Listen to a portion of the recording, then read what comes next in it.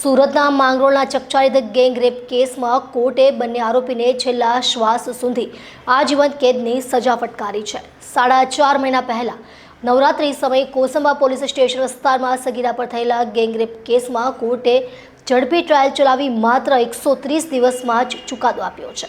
સુરતના માંગરોળના ચકચારીત gang rape કેસમાં સુરતની સ્પેશિયલ પોક્સો કોર્ટે 2 આરોપીઓને દોષિત જાહેર કર્યા હતા। 4.5 મહિના પહેલા નવરાત્રી સમયે કોસંબા પોલીસ સ્ટેશન વિસ્તારમાં સગીરા પર થયેલા ગેંગ રેપ કેસમાં કોર્ટે ઝડપી ટ્રાયલ ચલાવી માત્ર 130 દિવસમાં જ ચુકાદો આપ્યો છે। ગેંગ રેપ મામલે પોલીસે કુલ 3 આરોપીઓને ઝડપી પાડ્યા હતા, જેમાં એકનું ટ્રાયલ દરમિયાન બીમારીના કારણે મોત નીપજ્યું હતું, જેથી 2 આરોપીઓ સામે ટ્રાયલ જારી હતી અને બંનેને આજે કોર્ટે આજીવન કેદની સજા ફટકારી છે। સરકારી વકીલ નયન સુખડવાલાએ કહ્યું કે આ કેસમાં સગીરાની અને તેના મિત્રની જુબાની મહત્વની સાબિત થઈ છે। આ ઉપરાંત પોલીસે સાયન્ટિફિક પુરાવા પણ રજૂ કર્યા હતા, જે પણ કોર્ટે માન્ય રાખ્યા। બનાવ સમયે ચંદ્રનો પ્રકાશ હોવાને કારણે અને આરોપીએ ફ્લેશ લાઇટ કરતા સગીરાએ આરોપીનો ચહેરો જોયો હતો। કોર્ટમાં પણ પીડિતાએ આરોપીને ઓળખી બતાવ્યો હતો। સુરત નજીક આવેલા માંગરોળના મોટા બોરસરા ગામે 8 ઓક્ટોબર મંગળવારે મોડી રાત્રે બાઇકમાં પેટ્રોલ પૂરું થઈ જતાં એક 17 વર્ષીય સગીરા પોતાના મિત્ર સાથે રાત્રે 11:30 થી 11:15 દરમિયાન મોટા બોરસરા ગામની સીમમાં બેઠી હતી, ત્યારે અચાનક 3 નરાધમો આવી પહોંચ્યા હતા, જેથી પીડિતા અને મિત્રએ ભાગવાનો પ્રયાસ કર્યો હતો, જેમાં પીડિતાનો મિત્ર ભાગવામાં સફળ થયો હતો।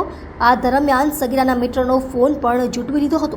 ત્યારબાદ આ નરાધમોએ વારાફરતી સગીરાને પીંખી નાખી હતી અને તેને અર્ધનગ્ન હાલતમાં મૂકીને ભાગી ગયા હતા।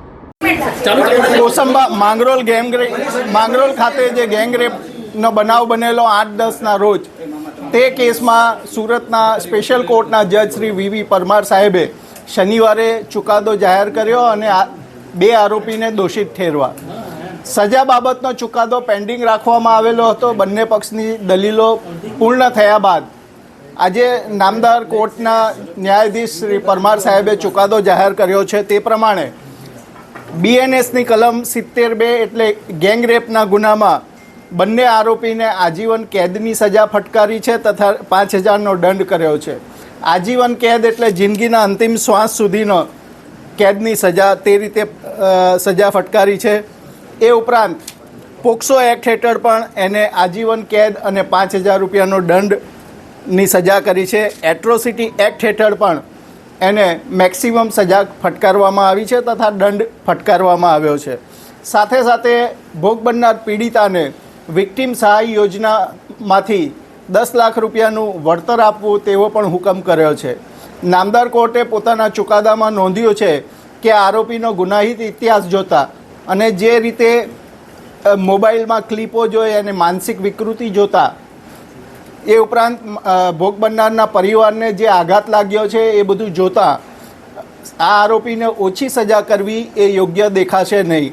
સમાજની પણ અપેક્ષા છે કે આને વ્યવસ્થિત એના ગુના પ્રમાણેની સજા હોવી જોઈએ। નામદાર કોર્ટે સુપ્રીમ કોર્ટનું એક જજમેન્ટ પણ પોતાના જજમેન્ટમાં ટાંક્યું છે કે આને શું કામ હું ઓછી સજા નથી કરતો। એ કેસમાં નીચલી કોર્ટે ઓછી સજા કરેલી, પણ નામદાર કોર્ટે કહ્યું કે ભાઈ આ બળાત્કારના કેસમાં આ રીતની ઓછી સજા કરવી પણ એ યોગ્ય નહીં ગણાશે। નામદાર કોર્ટે પોતાના ચુકાદામાં આરોપીની વર્તણૂક બાબતે સમાજને જે ન્યાયની જરૂરત છે તે બાબતે એ પણ ટિપ્પણી કરી છે। કુલ લગભગ 525થી ઉપર પાનાનું નામદાર કોર્ટે આજે જજમેન્ટ જાહેર કર્યું છે।